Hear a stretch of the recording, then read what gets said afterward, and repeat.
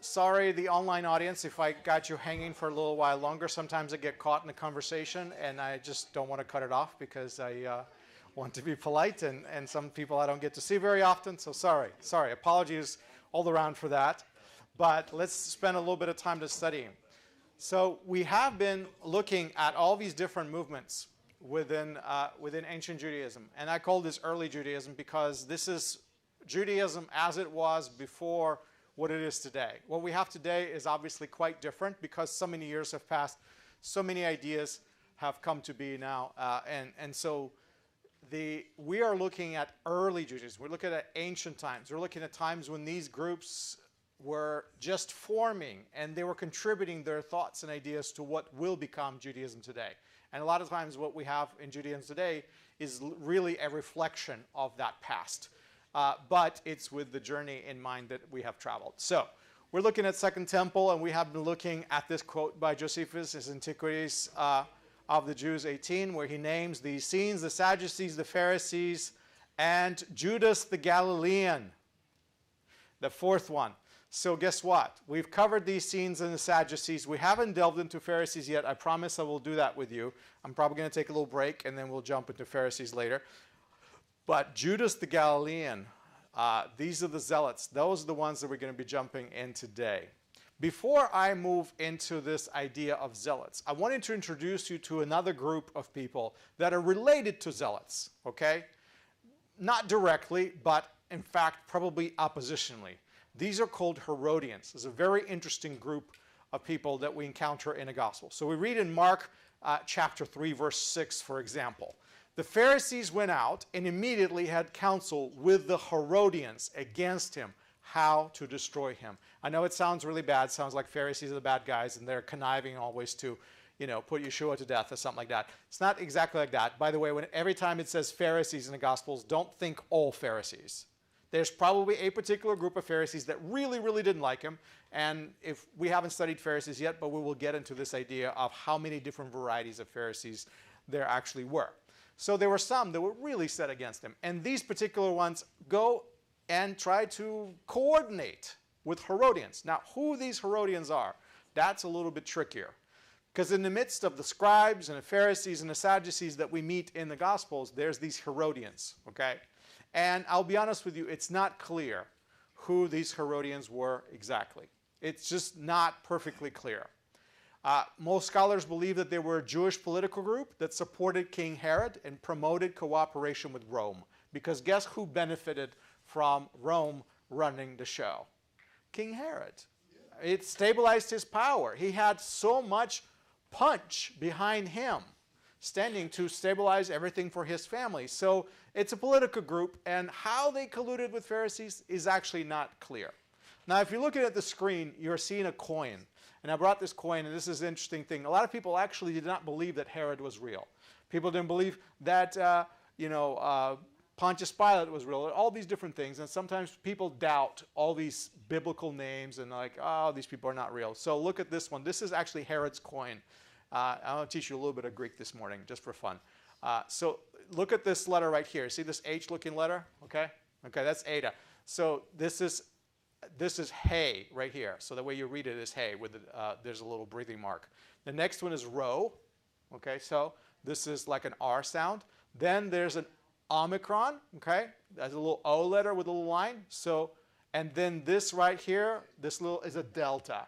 So what you have is Herod, but it's not over yet. There's another Omicron right there, and then a nu, that little V-looking letter. So it says Herodon. And then the next word says Basileos. Basileos means king. So this is a coin of Herod the king. So that's actually a nice little relic there from first century. So obviously we're talking about Herod the Great here.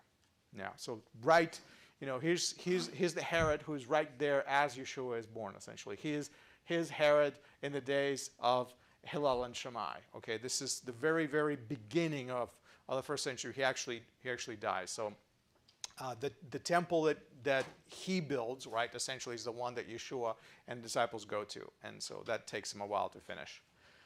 So here's a couple more verses for you. Mark 12:13. And then they sent to him some Pharisees and some Herodians to trap him in what he said. Remember reading that? So again, Pharisees and Herodians. Somehow they're working together. Herodians may have been related and connected to Herod's family of clan. It could be that they're basically just kind of like his extended family. It's hard to say because we really have very little information about them. And we don't have a lot of information about their beliefs or practices, like what was unique about them. We can only speculate. So we kind of assume that they were really more of a political party. But somehow, they are cooperating with Pharisees. Not clear why or how. Now, they do not appear on the side of Yeshua in the Gospels at all. Herodians do not seem to have really good, rapport with him. And Herod's associates are always not to be trusted. Never to be trusted. Why? Because our 8:15 right here, Mark 8:15 says, and he was giving orders to them saying, watch out, beware of the leaven of the Pharisees and the leaven of Herod. Leaven, right? Chametz. So what does chametz do? What does leavening do? It stirs things up. It puffs things up. Leavening is something that essentially can contaminate it. If you have unleavened bread and you put a little bit of leaven in there, what it does? It spreads. So it's just be careful of their leaven. Leaven is an idiom, actually, for their teaching, for their way of thinking, for their philosophy of life, however you want to take it. So things like that. So it's like beware of this type of people. You don't want to learn from them how to, say, follow God. Let's put it that way. So here's a passage for us to kind of provoke us a little bit. This is Mark chapter 12, verses 13 through 17. I'm going to read this together so we can catch on what's going on. It says, then they sent some of the Pharisees and Herodians to him in order to trap him in a statement. And that's actually important right there. There were some of them, not all of them. Because a lot of translation would just say Pharisees general. They came and said to him, teacher, we know that you are truthful and do not care what everyone thinks. You're not partial to anyone, but you teach the way God is in truth. Is it permissible to pay a poll tax to Caesar or not? Are we to pay or not to pay? Did you figure this out? This is a political question, by the way. If you're wondering, this is not religious. It's kind of sort of religious, but really more political than religious. And they're setting him up. Remember, the writer tells you, they're going to trap him. This is a trap question. It says, but he, knowing their hypocrisy, meaning that they are not really being genuinely asking him a question because they want to know. They ask him because they know or they're hoping that he's going to say something that's going to get him in trouble. He said to them, why are you testing me? He's being the kind of an honest teacher that they thought he was, actually. So he called them honest. Why are you testing me? Bring me a denarius to look at. And they brought one. And he said to them, whose image is on the inscription is this? And they said to him, Caesar's. And Jesus said to them, pay to Caesar the things that are Caesar's, and to God the things that are God's. And they were utterly amazed by him. So right here is a denarius, by the way. That's what it looked like. This is a first century denarius. That one is inscribed in Latin. You can see it says Caesar, right? Who can figure out what this one says? Okay, Caesar Augustus. Very good. So that's a denarius. So this is the kind of a coin that they were discussing right there. So he says, whose picture on it? Caesar's. So give it to him. This is not God's. Don't worry about it. That was a tricky question that he masterfully answered. You know, now if that was a real question, sort of say, and they didn't have money with faces of Caesar's, how he would have answered that question. But you understand, this is the pay the taxes, don't pay the taxes question. Come on. People have hated taxes since, ancient times. So we understand. This is where the emotions fly, and this was where people make divisions. And that's exactly what they were doing. Now, do you know who hated paying taxes? The Zealots. There is a group in the society at that time who say, this taxation is not going to happen. These pagans coming in and sucking us dry, taking everything we have from us and pulling all that money to support their empire, is just not right. And yes, they look at the fact that they were conquered. They look at the fact that foreigners came in and took over their country, and they don't like it. They want to change it. And this particular group turns violent. Nothing new. Nothing new, by the way. Things like that happen, and they actually repeat in history. Nothing new whatsoever. But this is what's happening in the first century. These are the Zealots that we're talking about. So, as you know, I always look to Josephus for this time. He's my favorite. Why? Because he gives us so much information about that era. He knows, because he was there in the first century writing. We don't really have a lot of writers that talk about Jewish history and what was happening in Judea, except him. So he's unique in that sense, and I always go back to him. So remember that Judas that we talked about in the first quote from Antiquities. This is Antiquities 18 also, just a little further. So he says, there was one, Judas, Galileanite, person from Golan, of a city whose name was Gamla. Okay, so you guys know the city of Gamla and Golan is still there. Who, taking with him Sadduq, a Pharisee, became zealous to draw them to a revolt. Who both said that this taxation was no better than an introduction to slavery. So they're basically saying the taxes are impossible. We'd rather be slaves, and then we have no rights at all. But if we're going to have any kind of rights, taxing us to this degree? So they have a problem with taxes. So this is Judas of Golan right there, from Gamla, and Sadduq.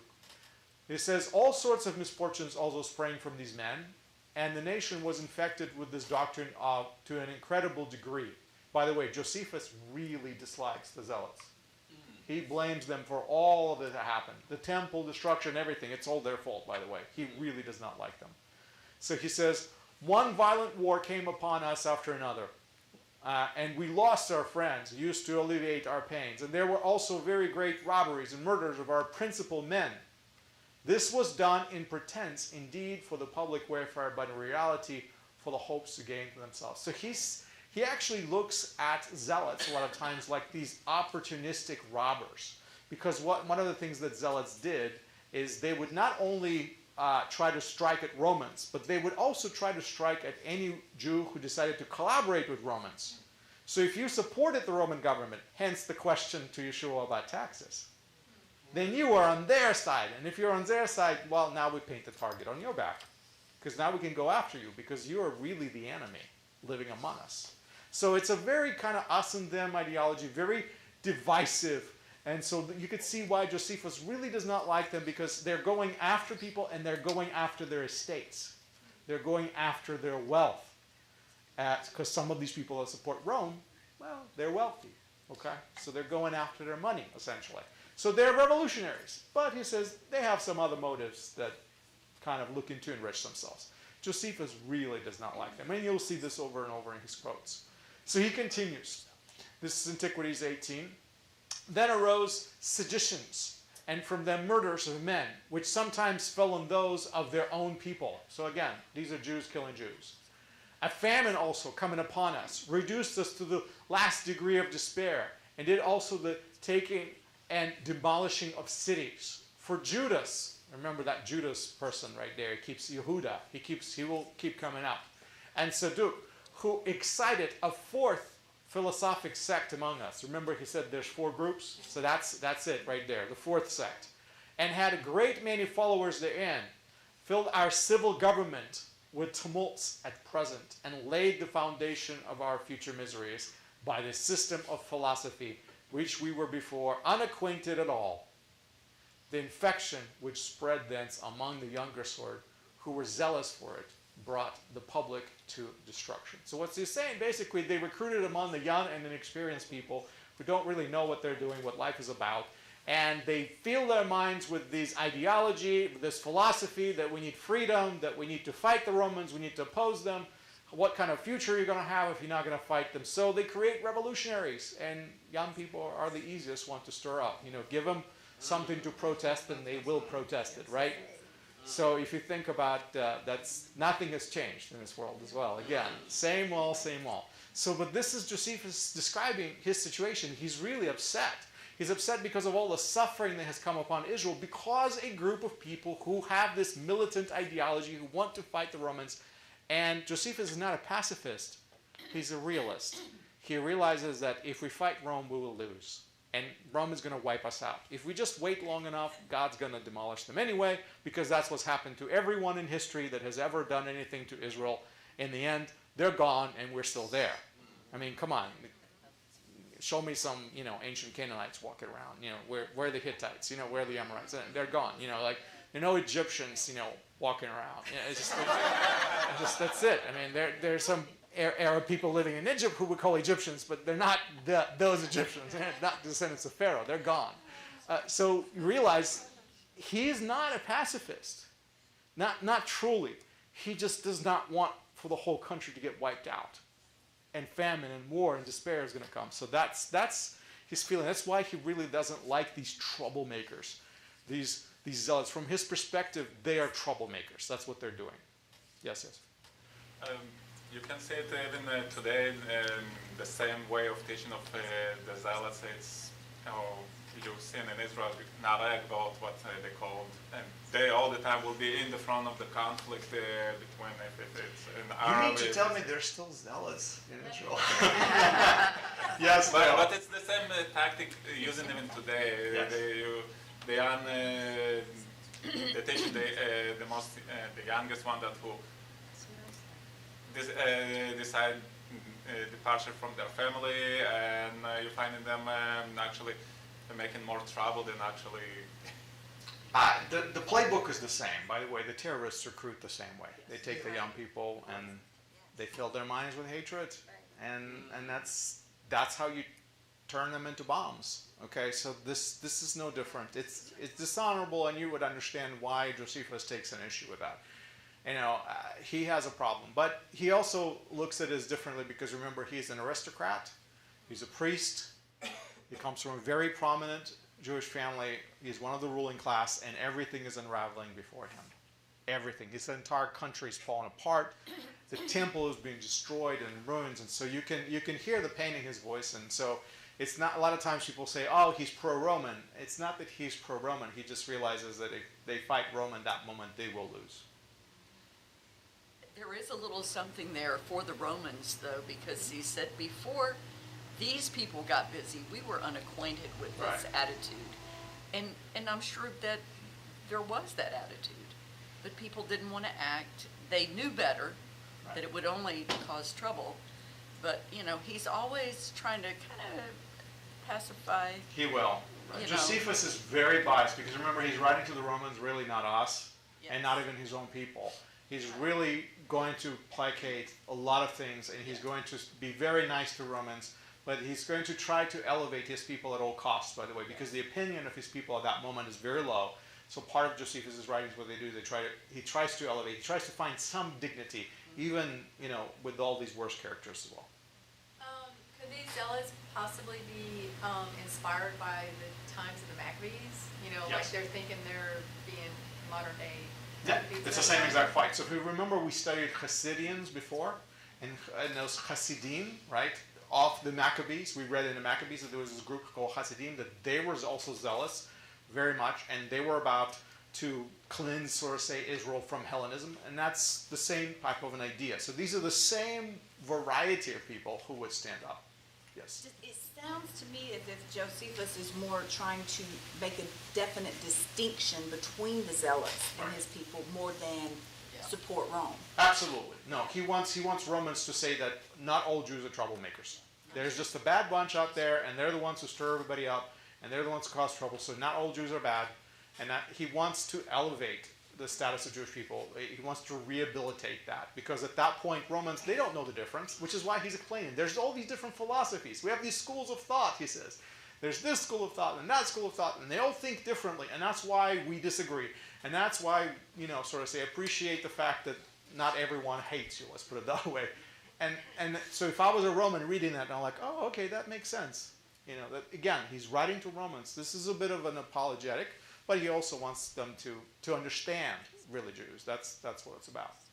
All right, so to be a zealot, really what it means to strive after something. It could be something like a moral ideal, for example. And you're going to strive after it with a true passion, maybe even envy or jealousy. That's really what it means to be a zealot. Now, it could be a positive and it could be a negative trait. And that's what you have to realize. Zeal and jealousy is the same exact term in Hebrew.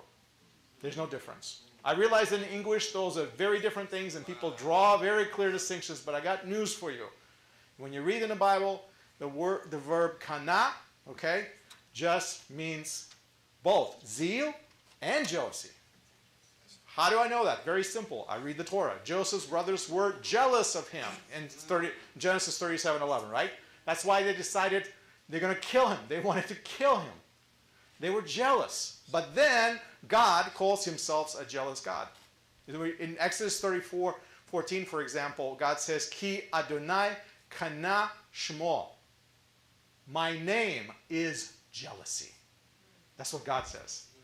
He calls himself Elkanah, God of jealousy.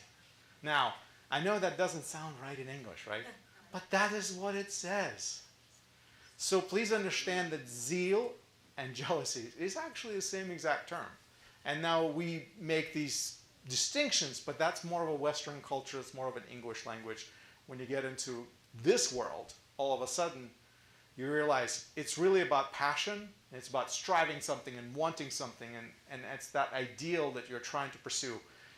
But that can develop in a negative or in a positive direction. So that's really not guaranteed. Another text I have for you, and I always throw all these texts for you guys, and this is fun for me. I love original text. I love learning from sources that are ancient. This is a source from about 4th or 5th century CE, Sifrei. Sifrei is a series of writings, the commentaries on the Torah. And so that's from around the time when the Talmud was formed. So the rabbis are discussing, it's a little like the Talmud. The rabbis are discussing some issues in the Torah. They're reading the book of Numbers. They're reading the story of Pinchas. And it says, the tribe of Shimon contended against the tribe of Levi. Would the son, meaning Pinchas, of the daughter of this fattener, Yitro, and fattened cows for idolatry, seek to uproot the entire tribe of Shimon from Israel? So of course they're talking about Pinchas and what he's doing, and of course the tribe of Shimon is shamed now, and Pinchas is elevated. So they're kind of asking this rhetorical question, is that right? That this person, this Pinchas, gets to undo essentially all this honor from Shimon? Don't we know whose son he is? And so they kind of started questioning his heritage there. It says, when the Lord saw them cheapening him thus, he began tracing his illustrious lineage. And he says, Pinchas, the son of Eleazar, the son of Aaron, the Kohen, turned my wrath away from the children of Israel. And then he says a very interesting thing.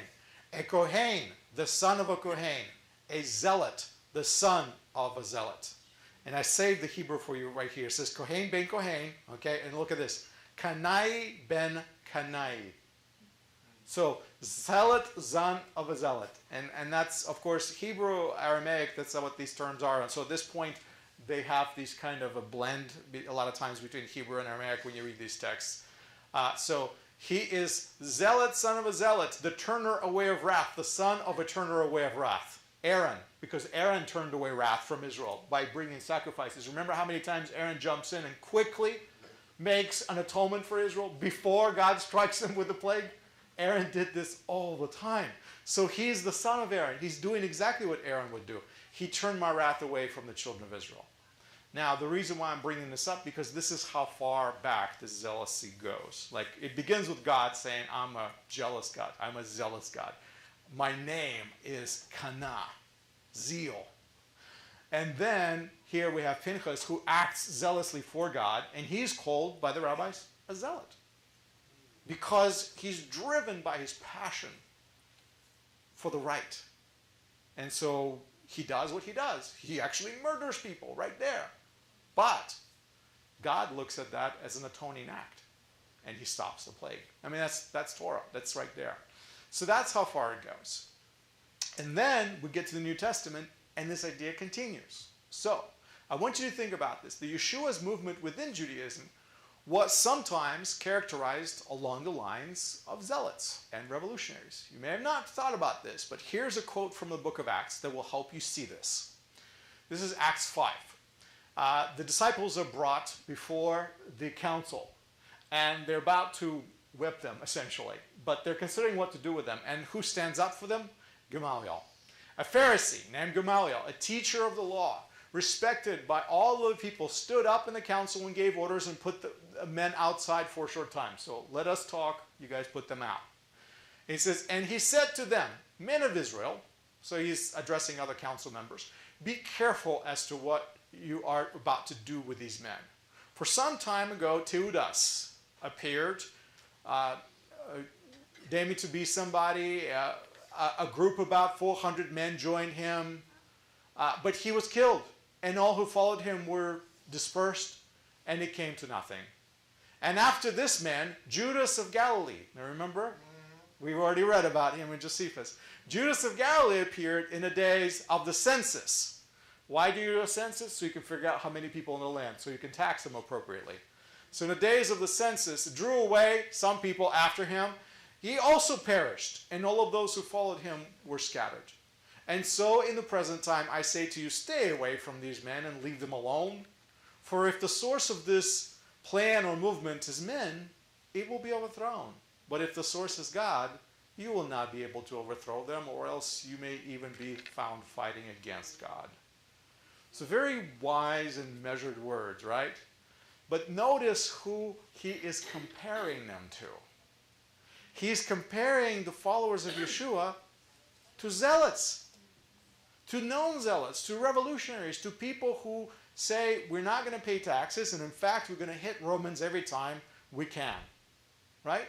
Isn't it, do you find it strange that out of all the people that he decides to compare them, he compares them to a bunch of zealots?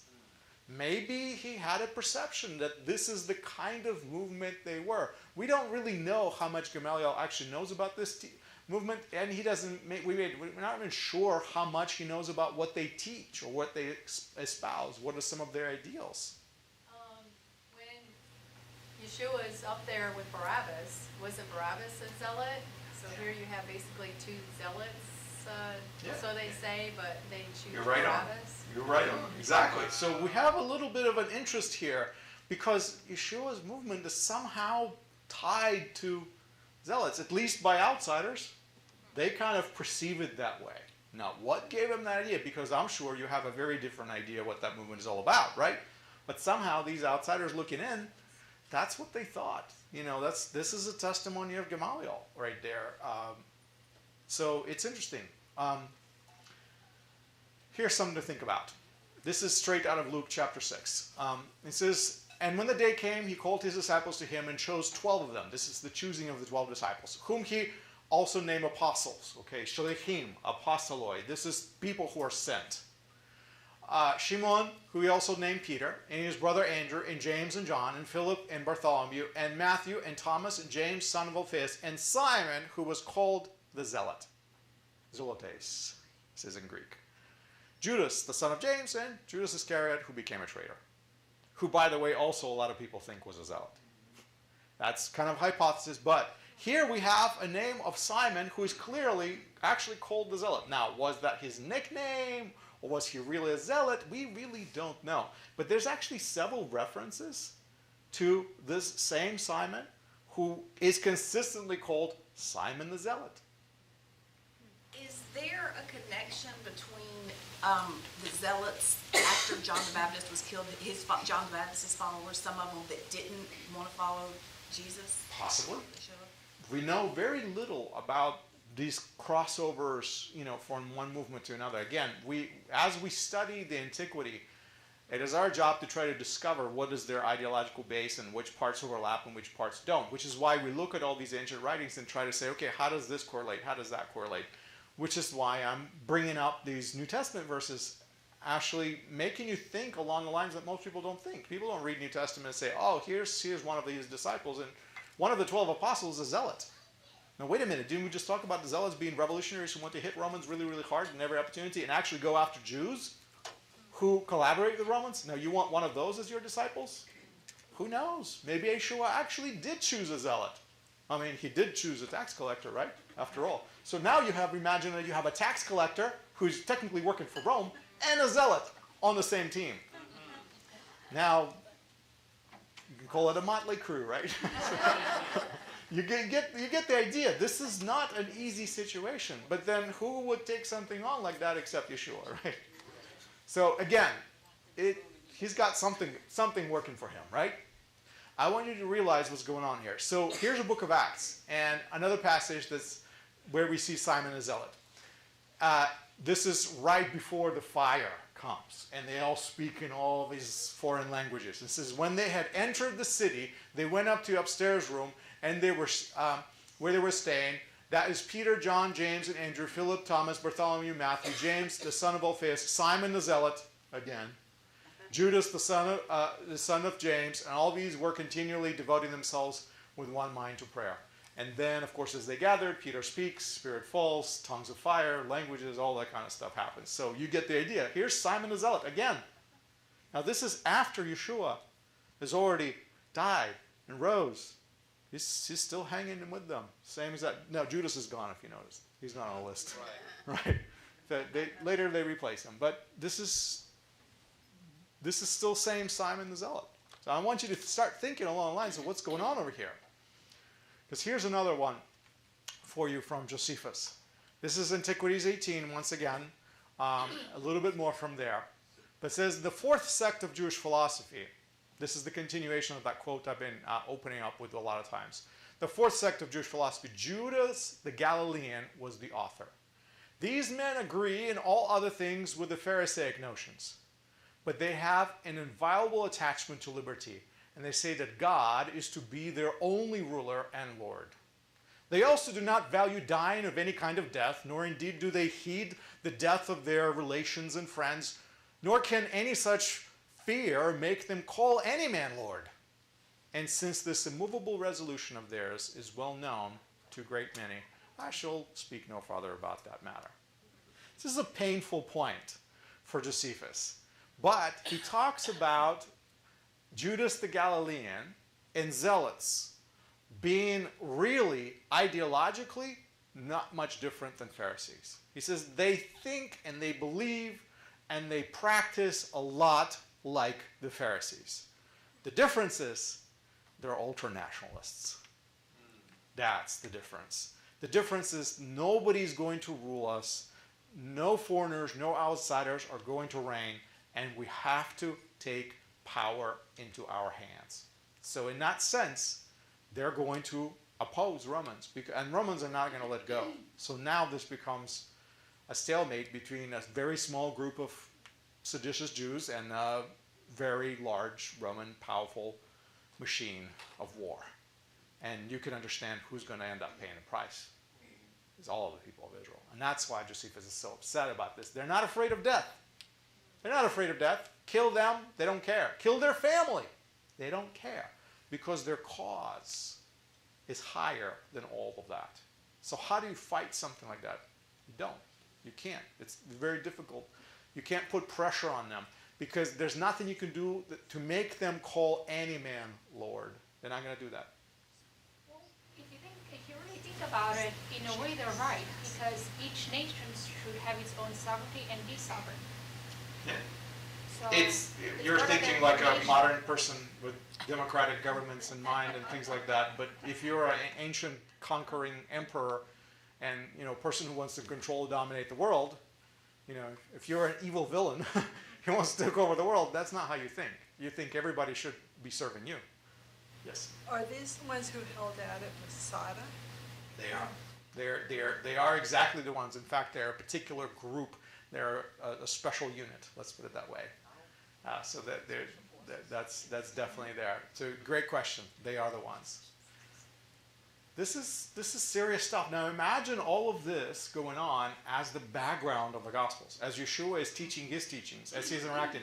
I always want you to take the historical reality you're seeing right now and try to correlate it to the things in the Gospels that you know, the stories that you hear, the teachings that you hear. Yeshua constantly teaches the crowds, and who do you think is in the crowd? I guarantee you there's a few zealots mixed in over there. And sometimes he might even single them out and speak to them about their things and their issues. And that's what he does with his scenes. A lot of times he criticizes their theology and their philosophy. Sometimes he'll do this to Pharisees. Sometimes he'll do it to Sadducees. He will have these interactions with them. It's just that a lot of times we don't see that because we don't know what it is that they do believe, what drives them. The lordship of the Christ is one of Paul's main points. So you can see that the Yeshua movement did come out of who is really Lord. Right. It's not Caesar. Not And Caesar. that was, like the test for, if you will say that Caesar is Lord, we'll let you go. Right. Well, remember what Yeshua gets crucified for. What is the plaque that goes over his head, right? King of the Jews. It's a political crime. He's crucified for political crime, for claiming to be a king. There's only one king, Caesar. That's the idea. You don't get to make that claim and live to tell about it, essentially, which is why this is what's going on here. So please understand that there's a politics involved in this story that a lot of people deem very spiritual. And it is a spiritual story. But there's an underlining political message that's there that sometimes we're not seeing. And hopefully this helps you a little bit. So some of Yeshua's teachings did call for zealot-like behavior. I'm going to give you one just for flex. So I think this one might have struck people this way. It says, and he summoned the crowd together with his disciples and said to them, if anyone wants to come after me, he must deny himself, take up his cross, and follow me. Now, I know it sounds really mundane today, but guess what? The people who actually carried the crosses were the people who were crucified. And you didn't crucify just anybody. You crucified revolutionaries, rebels, insurrectionists. Those are the people who went up the cross. So Jesus says, you want to be my follower? Be a rebel. Be an insurrectionist. Be willing to do the kinds of things that will get you up on the cross. It's very provocative type of a militant language that he's using. He says, you have to be ready to be a trench fighter if you want to follow me. This is the kind of stuff that might get them labeled a little bit into that territory of zealot-like. It says, whoever wants to save his life will lose it. See, life is not important. It's the cause. But whoever loses his life for my sake and the gospel's will save it. For what does it benefit a person to gain the whole world and forfeit his soul? I know you never read these verses in this light, but no, I'm making you think of in this context. For what did a person give in exchange for his soul? For whoever is ashamed of me and my words, this adulterous and sinful generation, the Son of Man will also be ashamed of him when he comes in the glory with his Father and the holy angels. So people don't think of this verse connected to this radical call to carry a cross, which basically is saying becoming almost like a revolutionary. Peter, if this is out of context and you want to leave this for a different day, I totally get it. But as I'm reading this text, everything's kind of different. You're seeing it from different light, obviously. Even that last part, he says, the Son of Man will also be ashamed of him. Yeah. He's speaking of a third person as if he's not speaking of himself. Right. He does that. Yeah, but I understand that. But I always took it as if he is speaking of himself. But now I'm wondering, is he really speaking of himself? It's a good thought. Again, this is an interpretive paradigm. So if you're wondering about this is not the only place where he speaks of himself in a third person, or specifically about the Son of Man in a third person. Right. And it happens all the time. Remember, Rabbi, why are you staying today? Oh, the flocks have holes, but the Son of Man does not have a place to lay his head. Right.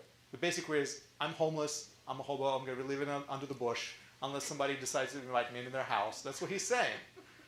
Where are you staying, Rabbi? Well, I'm not staying at the Hilton. I'm going to be living under the bush. That's what he's saying. But he says that in a third person about himself, again referring to himself as the Son of Man. Because Son of Man is a complicated term. It's multifaceted and actually is a play on words. One aspect of it is this glorious Son of Man in the book of Daniel, chapter 7. The other, Barnos, just means human. It means a mere man. It means a human being. That's it. Just a man. Let's put it that way.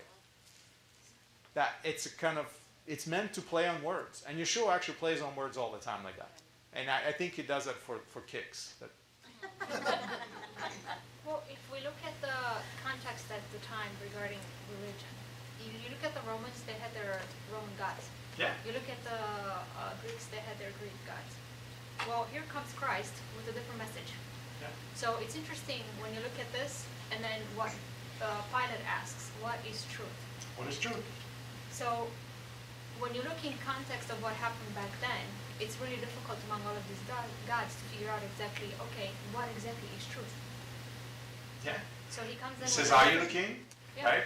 Yeah. He says, you say so. My kingdom is not of this world. Remember? I mean, that whole dialogue is all along the line of his sentencing. It's all along the line of his guilt. It's all along the line of political aspirations that he's being accused of, right? So this is what we have to consider. That's how he is set up, essentially. He's set up as a revolutionary. And the question is, was he a revolutionary? Because there are some things that he says sure do sound very revolutionary. And I'm not done with this, by the way. You guys have fun with this. So today we actually read a passage from a passage where he says, "Do not go when you go out." Our reading says, "Do not take money belt. Do not take anything with you. Let people provide for you." This is the other side. It says, "Look, this is Luke 22." It says, "He said to them, I sent you out without money belt, in a bag and sandals. So you did not lack anything, did you?" They said, "No, nothing." And he said to them, "But now, whoever has a money belt, he's to take it along, and likewise also a bag. And whoever has a sword, has no sword, he's to sell his cloak and buy one." Sell your clothes and buy a sword. That's what he tells them. "For I tell you that this which is written must be fulfilled in me." And he was counted with wrongdoers. Okay, so he's quoting Isaiah here. So, "For that which refers to me has its fulfillment." He says, this is it. This is when I'm paying for it. And they said, "Lord, look, here are 2 swords." And he said to them, "That is enough." Now remember what happens when they come to arrest him, right? One of the disciples does exactly what he told them to do. He jumps out with a sword and starts cutting people. Right. They act like violent revolutionaries, defending their rabbi, right? But remember, their rabbi is about to get arrested for being this insurrectionist, which he not really is, but he could be taken that way. So he tells them, "Go buy a sword." Now, is that not a call to arms? Kind of, sort of. Just think about this. In Matthew 5:35, Yeshua said, he came not to bring peace, but a sword. Remember that one? That could be very revolutionary. Yeshua was crucified between 2 robbers. In Mark 15:27, well, not really robbers, but really robbers and murderers, not thieves. See, a thief slyly goes into the middle of the night and steals your stereo while you're sleeping or you're not home. A robber comes and holds a gun to you and says, "Give me all you've got." So these are violent people. These are people who are ready to kill if they don't get what they want. So these are violent. They're not thieves. They're robbers. It says, and these people were guilty of insurrection. Now, Barabbas, remember, he's specifically a revolutionary. So there you go. So it sounds, he's kind of running in that crowd already. He's being crucified with 2 guys to the left and right of him who are definitely revolutionaries. And the sign over him. So think about this. I went too far with my slides. But Yeshua also remarked, "From the days John the Baptist until now, the kingdom of heaven has been treated violently, and violent men take it by force." What do you think he's talking about? I think he's talking about zealots. The kingdom is Israel. And it's being violated right now. People are trying to push it to be what it needs to be, and they're doing it through violent means. That's not his message. But he says, now that John is here, something new is happening and growing. And these people are using violence to achieve this goal. And then he says, "Love your enemies and bless those who persecute you." Well, not going to sit with zealots very well, right? Remember, if you're a zealot, that is not a popular verse right there. "Do not resist an evil person. Turn the other cheek." How about that one? Not going to sit well with zealots again. Not very zealot-like teaching. How about these? "Those who take up the sword will die by the sword." How about that one? Now, I quoted a bunch of verses for you that kind of sort of sound a little bit pro-zealot. Now I'm quoting all the anti-zealot verses. So you realize it has to be taken in balance. There's clearly some things that could be interpreted this way, but then there's another side of Yeshua's teaching that is definitely not along that line. And zealots would have had real trouble with this because he's basically telling them that what they're doing is wrong. That's his ethic. So in the 1st century CE, zealots were these revolutionary-minded militant Jews, mostly from Galilee, which is why all of his disciples were kind of suspect all the time, because those Galileans, we don't trust those Galileans, right? They're all zealots. They despised Roman rule, imperial collaborators. Their solution was to engage outsiders who wanted to rule Jews in armed struggle. That's what they did. That's what we read in Maccabees. It was kind of a similar idea, and now it continues. Now, there was a special group among the Zealots, and that group was called the Sicarii. You asked me a question earlier. They were assassins, and these guys waged guerrilla-style war on occupying Romans and anyone who collaborated with them, often at the expense of their own lives. They would go into situations that are impossible for them to survive. They knew that was a suicide mission, but guess what? They're going to do it anyway because they're going to hit the enemy hard. And these were known, the Sicarii were known to fight to the bitter end. They really did not care as much for their lives. They cared more about their cause, and they were willing to fight to the death. So there's Zealots, and then there's the special unit called the Sicarii. Think about it. They are. This is their own. This is their own. So here's Josephus' War. So you can imagine he doesn't like those people very much as well. This is from another book called War, where he describes actually the military action. It says, when Bassus was dead in Judea, and Flavius Cuba succeeded him as a procurator there, who, when he saw that all the rest of the country was subdued in this war, and he's talking about the war that began in 66, year 66 of the Common Era, okay, and the country is subdued in this war, there was but one only stronghold that was still in rebellion. He got all his army together that lay in different places and made an expedition against it. This fortress was called Masada. You heard about Masada. Masada was Herod's palace, and so it was a perfect place to hide out. Very impregnable, very difficult to attack. There were other places in Israel that fell, like Herodian, for example, was another place that people used as a fortress, and that fell earlier on, but Masada held out for a long time. And so basically at this point, the Romans already took Jerusalem. They already destroyed the temple. 70 CE, that's done. But Masada stays for 3 more years. The war continues, and they hold out there. So who's out there? The Sicarii, the people who are going to fight to the bitter end. That's who is at Masada. It was one Eleazar, a potent man, of the commander of these Sicarii, that had seized upon it. He was a descendant from that Judas. Remember? Judas from Galilee, who had persuaded the abundance of the Jews, as we have formerly related, not to submit to the taxation when Cyrenius was sent into Judea to make one. So remember, it is all about taxes. That's how it all started. For then it was that Sicarii got together against those who were willing to submit to the Romans, and treated them in all respects as they had been their enemies, both by plundering them of what they had, and by driving away their cattle, and by setting fire to their houses. For they said that they differed not at all from foreigners, by betraying in so cowardly manner that the freedom which Jews thought was worthy to be contended for to the utmost, and by owning that they preferred slavery on the Romans before such a contention. So there we are, back where we started. This is Masada, the people who hold out to the end of Masada. And like I said, Josephus really does not like the Zealots. He's going to blame them for the fall of Jerusalem. He's going to blame them for the destruction of the temple. In fact, all of these things happened because these ambitious men just would not stop fighting Romans. They actually conquered the city of Jerusalem in order to make it the last stand, and then the Romans end up destroying the whole entire city. Why? Because their last remaining enemy are holding out against them in that city. And so this is how Josephus is going to lay blame. He's going to lay it all at the Zealots. A synopsis of maybe a way to reconcile or interpret the differences in the way Yeshua was approaching this in those texts that you know, the contrast you just showed. The synopsis? You want me to do a synopsis? Well, I mean, if you have time, just an idea. You know, if you don't, leave it for another day. I mean, I don't know that I can cogently explain it. At this point, I'm like you. I'm trying to connect all the dots and trying to figure this out. I don't see Yeshua's teaching as revolutionary. I do see him calling for radical, revolutionary-like things, okay?